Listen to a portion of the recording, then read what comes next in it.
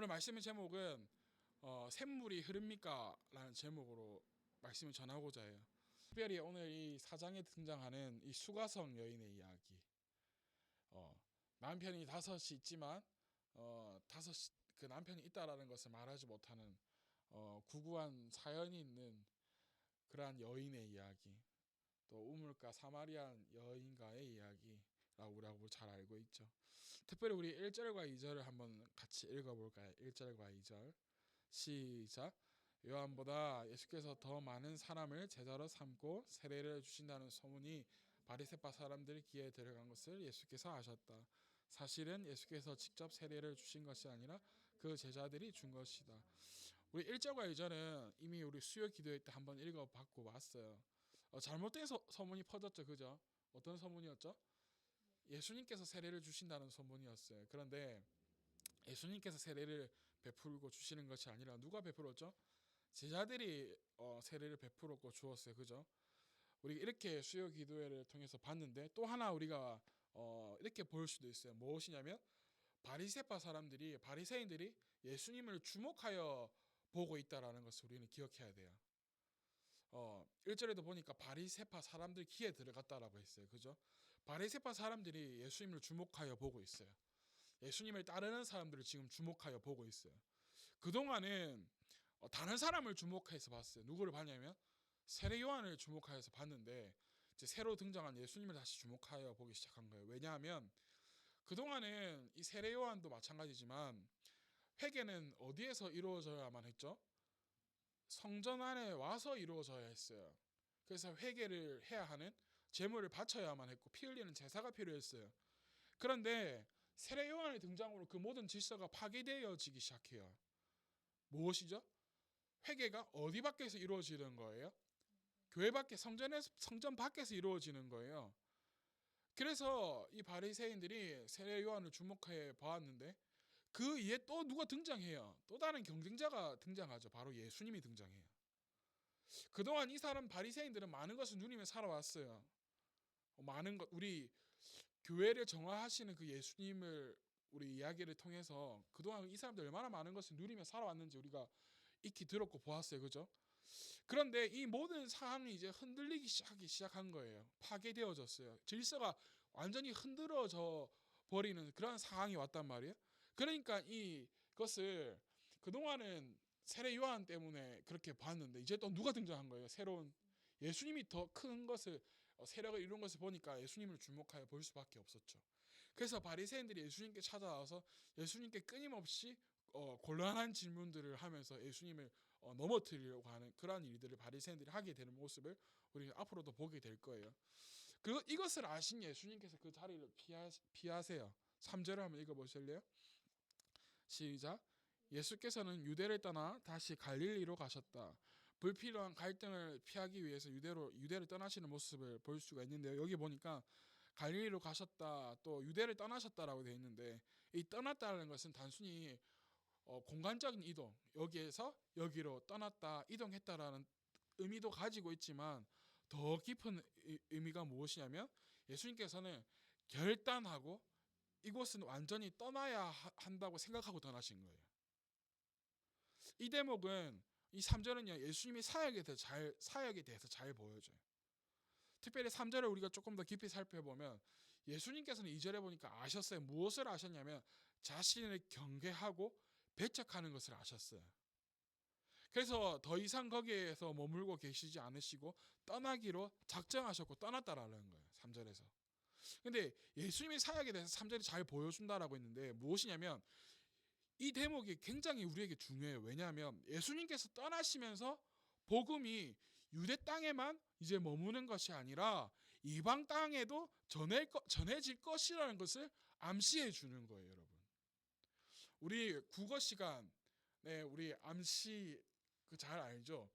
그걸 잘 알아야 우리가 문제를 잘 맞출 수도 있고 수능에서 좋은 등급을 맞으실 수 있잖아요. 그죠? 성경도 우리가 문맥과 문맥을 잘 보아야 하는데 이 3절이 그 역할을 한다는 거예요. 그동안은 유대인들이 자기만 뛰어나다는 선민 사상을 가지고 있었고 자기들만 가지고 있는 성경이라고 생각했어요.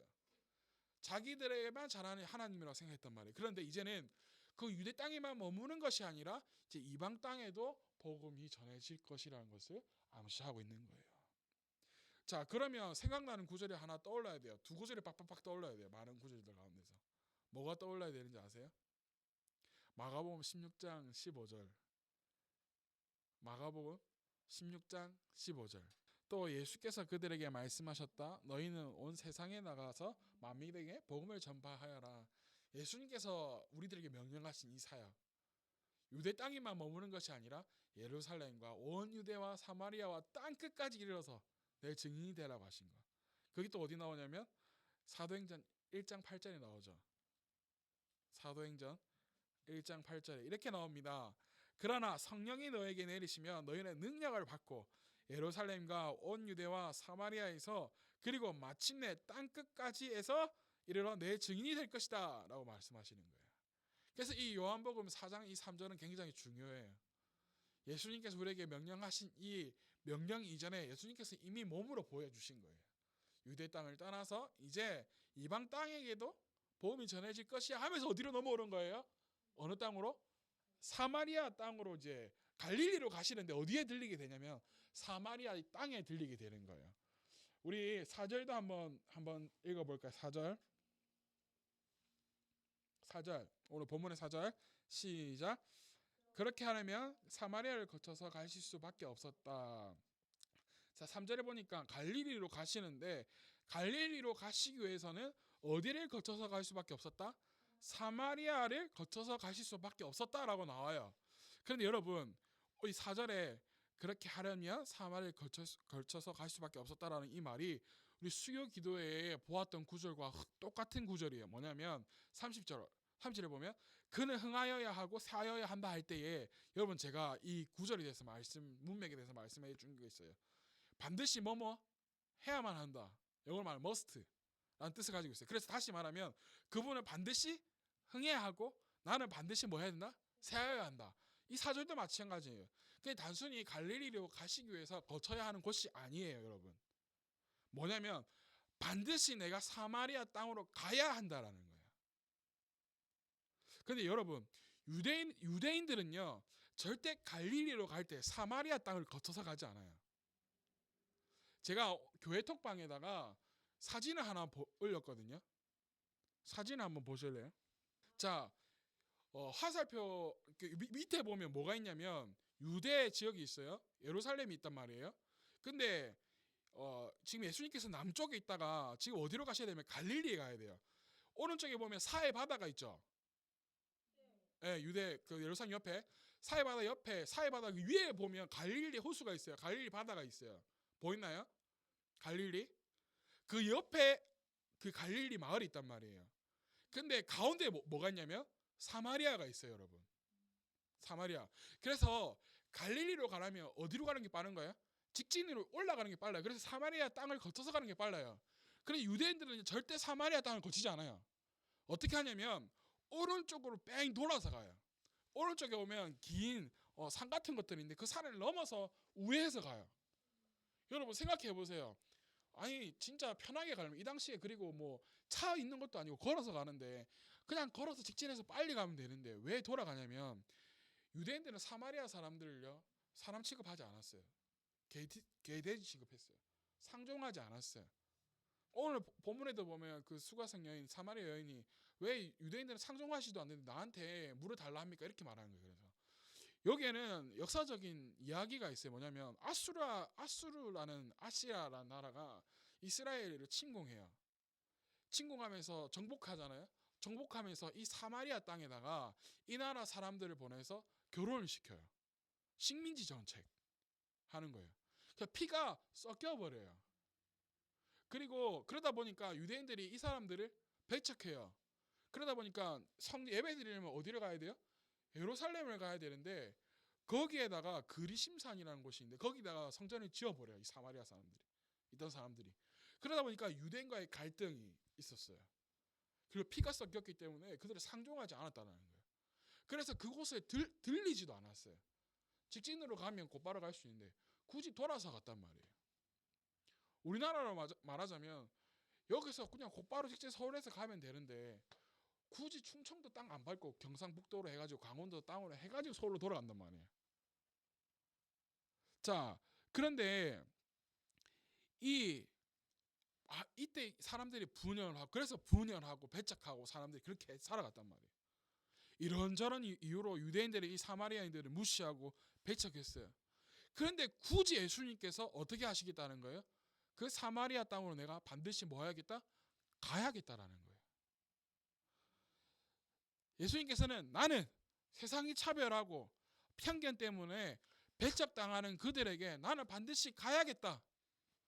분리되어 있는 그곳으로 내가 가야겠다. 아픔이 있는 그곳에 내가 가야겠다라는 거예요, 여러분. 그래서 예수님께서는 단순히 사마리아 땅을 거쳐서 갈릴리로 가시는 것이 아니라 분명한 목적과 이유가 있기 때문에 내가 사마리아 땅으로 가야겠다라고 하시는 거예요. 그래서 세상과 맞서고 있는 거예요, 예수님께서는. 왜냐하면 예수님의 사역은 이 사마리아를 배척하고는 하나님의 나라의 뜻을 이룰 수가 없는 거예요. 예수님의 사역은 둘이 되었던 것을 하나가 되게 하시는 사역인 거예요. 하나님 관계에 끌었던 우리의 관계도 회복하게 하시고 사람과 사람 사이에서도 분리되었던 것을 하나 되게 하시는 것이 예수님 사역이었기 때문에. 자, 5절과 6절도 여러분들 한번 읽어보실래요? 5절과 6절 시작. 예수께서 사마리아에 있는 수가라는 마을에 이르셨다. 이 마을은 야곱이 아들 요셉에게 준 땅에서 가까운 곳이며 야곱의 우물이 거기 있었다. 예수께서 길을 가시다가 피로하셔서 우물가에 앉으셨다. 때는 오정쯤이었다. 자, 여러분 6절에는 우물이라는 것이 나와요. 우물. 근데 여기에서 우물은 우물이 아니라 샘을 말해요. 샘. 여러분 우물과 샘은 다른 거 아세요, 여러분? 뭐가 다른지 아세요? 우물과 샘 어떻게 다른지 아세요? 네? 오, 맞아요. 이야, 우리 점점 똑똑해지는 것 같아요, 뭔가 느낌이. 우물은 자기적으로 인간이 만들었어요, 그죠? 근데 샘은 뭐예요? 자연적으로 원래 주어지는 것이에요, 그죠? 여러분 이것을 나중에 좀 기억해 두시길 바래요. 어쨌거나 그런데 이 여인과 예수님 만나는 시간이 언제냐면 정오 12시 가장 밝을 때 예수님께서 만나세요. 근데 예수님께서는 가장 밝을 때 누구를 만나냐면 가장 어두운 사람을 지금 만나고 있는 거예요. 6절에 보니까 우물가에 앉으셨다라고 나오죠. 근데 여기 앉았다라는 말은 앞에 보니까 예수님께서 피곤하셔서 인간적인 예수님의 면모가 나와요. 그냥 단순히 피곤해서 힘들어서 다리가 아파서 앉으셨다라는 이야기가 아니에요. 이 말이 뭐냐면 드디어 목적지 내가 반드시 가야 하는 그곳에 왔기 때문에 내가 이제 앉았다라는 거예요. 그래서 바로 여기서 누구를 만나게 되는 거예요? 예수님께서 목적을 가지고 오신 이유가 여기 있어요. 누구를 만나기 위해서? 이 사마리아 여인을 만나기 위해서. 그래서 그곳에서 누구를 이제 진짜 만나게 되는 거예요? 사마리아 여자를 만나게 되는 거예요. 신랑과 신부가 만나는 거예요, 여러분. 평생 무거운 짐을 짊어지고 있었던 그 여인, 그 목마름을 어느 누구에게서도 해결받지 못했던 그 여자. 그 여자가 누구냐면 오늘날 우리와도 똑같아요, 여러분. 어쩌면. 그래서 이 만남은 단순한 만남이 아니라 예수님과의 연합이 이루어지는 인생에 있어서 터닝 포인트가 되어지는 만남이라는 거예요. 여러분들에게는 이 터닝 포인트가 되어지는 예수님과 주님과의 만남들이 다 계신가요? 있나요? 있었다라면 다시 그때로 돌아가서 그 사랑을 회복하기를 바라고, 없었다라면 오늘 이 시간이 그 터닝 포인트가 되는 시간이 되어지길 바래요. 우리 7절을 한번 같이 읽어볼까요? 7절 시작. 한 사마리아 여자가 물을 길러 나왔다. 예수께서 그 여자에게 마실 물을 좀 달라고 말씀하셨다. 여러분 우리 6절에서 보면 아까 전에 제가 말했죠. 신랑과 신부가 만나는 시간이라고, 그죠? 그런데 여러분 보세요. 구약 성경에는요 우물가에 의한 이야기가 많이 나와요. 첫 번째로 아브라함 종이 이삭의 자기 아들의 아내를 맞이하기 위해서 종을 보내잖아요. 근데 그 종이 그 이삭의 아내를 찾기 위해서 어디에서 만나게 되냐면 우물가에서 만나게 돼요. 그리고 이삭의 아들인 야곱의 아내도 어디서 만나냐면 우물가에서 만나요. 모세의 아내 시브라도 어디서 만나냐면 우물가에서 만나요. 근데 이 세 가지 공통점이 뭐냐면 우물가에서 만나서 무엇을 맺게 되냐면 부부의 연을 맺게 돼요, 여러분. 그리고 이들은 예수님께서 오시는 혈통을 끊임없이 이어가요. 그 예수님께서 오늘 또 어디에 오신 거예요? 우물가에 오신 거예요. 샘에 오셨어요. 그런데 중요한 것은 무엇이냐면 예수님께서는 금지되어 있던 만남을 하고 계신 거예요. 금지되어 있던 이야기도 하는 거예요. 예수님께서는 이것을 멈칫하지 않으셨어요. 당당히 행하셨고 담담히 행하셨어요. 병든 사람들을 부정하다고 만지지 않았어요. 사람들은 분리했어요. 근데 예수님께서는 병든 사람에게 손을 얹으셔서 낫게 해주시고 치유해 주셨어요. 지극히 소외 속에 살아가고 있는 지금 이 여인과도 지금 접촉하고 있는 거예요. 우리 8절과 11절도 한번 읽어볼까요? 8절과 11절 시작. 제자들은 먹을 것을 사러 동네에 들어가서 그 자리에 없었다. 사마리아 여자가 예수께 말하였다. 선생님은 유대 사람인데 어떻게 사마리아 여자인 나에게 물을 달라고 하십니까? 유대 사람은 사마리아 사람과 상종하지 않기 때문이다. 예수께서 그 여자에게 대답하셨다. 내가 하나님의 선물을 알고 또 너에게 물을 달라는 사람이 누구인지 알았더라면 도리어 내가 그에게 청하였을 것이고 그는 너에게 생수를 주었을 것이다. 여자가 말하였다. 선생님에게는 두리박도 없고 이 우물은 깊은데 선생님은 어디에서 생수를 구하신다는 말입니까? 소외된 상황 가운데 살아가면서도 그렇다면 자신이 그 소외된 상황에서 벗어나려고 노력을 해야 돼요. 그런데 이 사람은 자신도 그 소외된 그 상황 속에서 맞춰서 살아가요. 그러니까 사람이 없는 가장 뜨거운 정오에 우물가에 나오게 우물을 기르러 나오고, 또 여기에 보면 9절에 보니까 왜 선생님은 유대 사람인데 나에게 말을 거냐 이 말이에요. 소외된 상황 속에서 또 그 문화에 자신은 거기에 그냥 맞춰서 여전히 피폐한 삶 그대로 살아가고 있는 여인의 모습, 서로 담을 쌓고 살아가는 모습. 여인이 모르는 것이 두 가지 있었어요. 그게 뭐냐 10절에 나오는데, 첫 번째는 하나님의 선물이라는 거예요. 두 번째는 물을 달라고 하는 사람의 정체도 알지 못해요. 하나님의 선물이 무엇인지 아세요? 성령이에요. 이것은 우리에게 있어서 가장 중요해요, 여러분. 성령이 우리에게 오시면 우리가 가지고 살아왔던, 우리가 그동안 가지고 있었던 그 편견들, 우리의 담이 무너지게 되어 있어요. 그래서 성령이 오시면 막혔던 담들이 무너지고 알아보지 못했던 것들을 알아볼 수 있게 되는 거예요. 요한복음에서 끊임없이 이야기하는 게 뭐냐면, 유대 사람들, 이스라엘 백성들, 예수님을 만나는 사람들이 예수님을 알아봐야 알아보지 못해요. 알아보지 못해요. 끊임없이 지금 반복 이야기하고 설명하고 있어요. 끊임없이 어떻게 한다고요? 알아보지 못한다고 예수님을. 근데 성령이 우리에게 오시면 어떻게 되는가요? 알아볼 수 있게 되는 거예요, 여러분.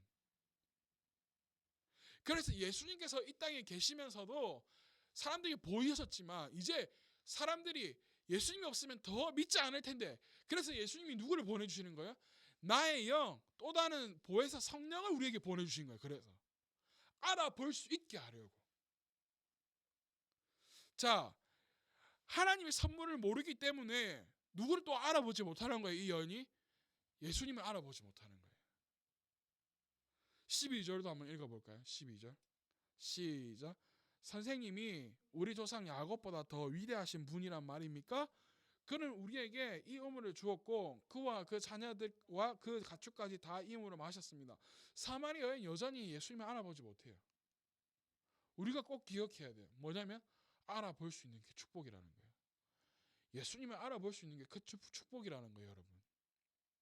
13절과 14절도 읽어봅니다. 예수께서 말씀하셨다. 이 물을 마시는 사람은 다시 목마를 것이다. 그러나 내가 주는 물을 마시는 사람은 영원히 목마르지 아니할 것이다. 내가 주는 물은 그 사람 속에서 영생에 이르게 하는 샘물이 될 것이다. 그동안은 계속 물에 대해서 이야기했어요, 여러분. 그런데 이 13절과 14절에 와서 보니까 뭐라고 이제는 이야기하냐면 샘물을 주신다고 이야기해요, 여러분. 아까 전에 제가 말했어요. 우물의 이야기가 아니라고 했어요. 샘에 대한 이야기라고 했어요. 기억나죠? 우물로 시작한 이야기가 뭘로 바뀌어지냐면 샘물로 바뀌어지게 돼요. 우리는 우물과 샘의 차이를 알아요. 예수님이 여기에서 샘물을 우리에게 주시겠다라고 이야기해요. 샘을 주시겠다가 아니라 무엇을 주시겠다고요? 샘물을 주시겠다. 여러분, 샘이 근원이에요? 샘물이 근원이에요? 샘이 근원이에요, 여러분. 그래서 예수님이 곧 샘물의 근원이라는 거예요. 그래서 샘의 근원이 되시는 나를 통해서 이 샘물이 주어질 것이다라고 이야기하는 거예요, 여러분. 그러니까 이 여인이 말해요. 15절에 보니까 그 여자가 말하였다. 선생님, 그분을 나에게도 주셔서 내가 목마르지도 않고 또 물을 기르러 여기까지 나오지도 않게 해 주십시오. 여러분, 여전히 이 사람은, 이 여인은 예수님을 알아봐요, 못 알아봐요? 못 알아봐요, 여러분. 근데 이 15절의 이야기를 보세요. 진짜 갈급해서 이야기하는 것 같이 보이는지, 진짜 갈급해서 예수님께 구하는 것처럼 보이는지 한번 보세요. 아니요, 이 여인은요 비아냥거리면서 말하는 거예요. 그런 물 있으면 나에게도 좀 줘보십시오. 어디 한번 나에게 한번 보여주세요. 이렇게 하는 거예요, 여러분. 그런데 중요한 게 한 가지가 있는데 뭐냐면, 오늘 4장에서는 예배에 대해서 이야기하고 있어요. 16절부터 본격적으로 예배에 대해서 이야기할 거예요. 근데 우리가 왜 이것을 잘 이해해야 하냐면, 진정한 예배가 이루어진다면 목마름이 해결될 것이라는 것을 먼저 이야기하고 있어요, 여러분. 진정한 예배가 이루어지는 교회가 우리가 되어야 한다는 거예요, 여러분. 우리 모두 다. 진정한 성전 교회에서는 물이 흘러나오게 되어 있기 때문이에요, 여러분. 그래서 우리가 진정한 교회가 먼저, 진정한 예배가 이루어져야 한다는 거예요. 예수님께서는 끊임없이 비유로 말씀하세요. 그죠? 바리새인들이 예수님께 와서 이야기하면서 예수님께 이렇게 말해요. 성전을 헐라고 다시 일으키겠다고 예수님께서 말씀하세요. 그러니까 진짜 성전을 부수겠다는 말이 아니죠. 진짜 부숴서 진짜 짓겠다는 말이 아니었어요. 내가 그 십자가에 올려질 것이라는 것을 말씀하신 것이었어요. 그래서 이전까지 있었던 그 성전 다 치워버리고 진짜 참된 성전인 내가 왔기 때문에 그 성전인 나로부터 다시 시작하자는 거였어요. 그래서 예수님께서 십자가의 지심을 통해서 성전의 머리가 되어 주셨어요. 그 우리들을 몸된 성전으로 다 만들어 주셨어요, 여러분. 그래서 이 성전, 참된 성전이 되면 그 성전 교회를 통해서 뭐가 흘러나오게 되냐면, 진짜 흘러나오게 되는 거, 샘물이 흘러나오게 되어 있어요, 여러분. 여러분, 에스겔서를 한번 가볼래요? 에스겔서 47장 시작. 그가 나를 데리고 다시 성전 문으로 갔는데 보니 성전 정면이 동쪽을 향하여 있었는데 문지방 밑에서 물이 솟아나와 동쪽으로 흐르다가 성전의 오른쪽 밑에서 흘러내려가서 제단의 남쪽으로 지나갔다. 여러분, 진정한 교회는요 샘물이 흘러나와요. 물이 흘러나와요. 그런데 그 물이 그냥 침 뱉어가지고 있는 그 뭐라고 해야 되지? 빗물이 떨어져서 한 방울 두 방울씩 떨어지는 그 물 수준이 아니라, 진정한 교회라면 그 성전의 제단에서부터 물이 흘러나와서 우리를 잠기기까지 해요. 47장 전체를 읽으면 그것이 나오는데, 우리 12절을 한번 읽어보실래요? 12절도 그 샘물이 도대체 어떠한 물인가, 우리가 왜 이 물이 흘러야 되는가, 12절도 한번 읽어봅시다. 시작. 그 강가에는 이쪽이나 저쪽 언덕에 똑같이 온갖 종류의 먹을 과일 나무가 자라고 그 모든 잎도 시들지 않고 그 열매도 끊이지 않을 것이다. 나물들은 달마다 새로운 열매를 맺을 것인데 그것은 그 강물이 성소에서부터 흘러나오기 때문이다. 그 과일은 사람이 먹고 그 잎은 약재로 쓸 것이다. 여러분, 나중에 에스겔 40장 전체 한번 읽어보세요. 왜 우리에게서 샘물이 흘러나와야 되는지. 이 샘물이 살려요, 우리를. 이 샘물들이 주변을 살려요. 그렇기 때문에 우리는 샘물이 흘러나와야 된다는 거예요. 예수님께서 그 샘물을 뭐 하시겠다라는 거예요? 주시겠다라는 거예요, 여러분. 예수님께서는 이 사마리아 이 여인과의 대화를 통해서 샘에 대한 이야기가 살리는 샘물의 이야기를 하고 계시는 거예요. 예배에 대한 이야기까지 그래서 가게 돼요. 사랑하는 여러분, 마르지 않는 샘물을 마시고 우리는 살아가야 돼요. 이 여인은 알아보지 못했어요, 예수님에 대해서. 그러니까 예수님이 하시는 말씀이 어떤 말씀인지 깨달지 못하니까 끊임없이 샘물에 대한 이야기를 하고 있음에도 불구하고 살리는 생명 누구라는 거예요? 나 자체가 샘이라는 거예요. 그러니까 나 자체를 알아봐야 되는데 알아보지 못하니까 목마름을 해결하지 못하는 거예요, 이 여인이. 여러분들은 지금 그 샘물을 마시고 살아가고 있나요? 그 샘물이 내 안에서 넘쳐 흐르고 있나요, 여러분? 우리는 몸된 성전이에요. 그런데 성전의 주인은 누구냐면 예수님이에요, 여러분. 그렇다면 우리 몸된 성전에서 샘물이 흘러나와야 된다는 거예요, 여러분. 그 샘물로 인해서 열매가 맺혀야 한다는 거예요. 그리고 그 열매가 끊어지지 않는다는 거예요. 그리고 그 모든 것들이 어떻게 사람을 살리는 약재로 쓸 수 있는, 사람을 살리는 그런 물이 될 수 있다는 거예요. 본격적인 예배에 대한 이야기를 들어가기 이전에 나를 점검해 봐야 돼요. 나는 정말 샘물을 마시고 살아가고 있는가? 샘물을 마시고 살아간다는 것은 예수님과 동행하여 살아가고 있는가라는 거예요. 여러분들은 예수님과 동행하여 살아가고 있나요? 정말 예수님과 함께 동거하며 살아가고 있나요? 어떠신 것 같아요? 여러분은 예수님과 동거하기 위해서 도대체 어떠한 삶을 살아가고 있나요? 오늘 이 시간 우리를 한번 돌아보고 나를 점검해 봤으면 좋겠어요. 그래서 예수님과 온전한 동거함과 연합함을 통하여서 내 안에 그 사람을 살리는 열매를 맺게 하는, 풍성 열매를 달마다 맺게 하는 그 샘물을 마시며 살아가는 여러분들이 되어지기를 축복합니다. 아멘.